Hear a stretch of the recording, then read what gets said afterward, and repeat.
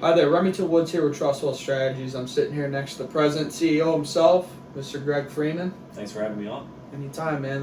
Thanks for coming on. I have a topic that I want to tackle with you today, and it's a nasty one. It's debt, right? So let's role play a little bit here. I'm a prospective client. I have a couple different forms of debt, some student loans, credit card debt, things of that nature. How do I go about tackling them? What do I do here? Yeah, it's a common topic people want to talk about, right?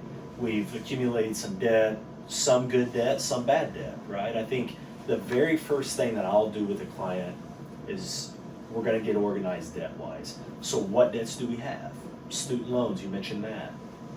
Car debt, mortgage, maybe some credit card debts, maybe there's a couple other debts out there. The first thing that I want to do is make a list of good and bad debts.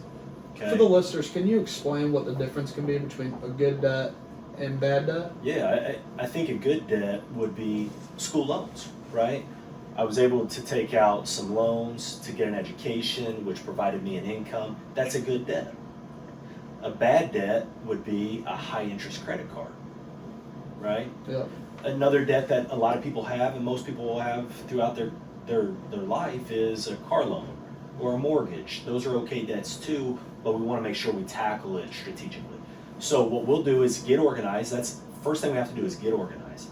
And then we want to put a budget together to figure out how can we tackle this as aggressively as we're comfortable tackling it, but not also stopping us from doing all the other things that we need to be doing financially. And then based on the interest rates, we will tackle those from the highest interest rate to the lowest interest rate. And I know that sounds so obvious, right? Everybody would say, oh, that's obvious. But what's not obvious is getting organized and figuring out which ones are the highest interest rates. So what we need to do is spend a little time getting organized and then strategically starting to pick off the highest interest rate debts. And then as they start to go down, one gets paid off, let's take that money, let's apply it to another loan that is a higher interest rate, and we consistently keep paying them off until we're debt free. That is where I would start.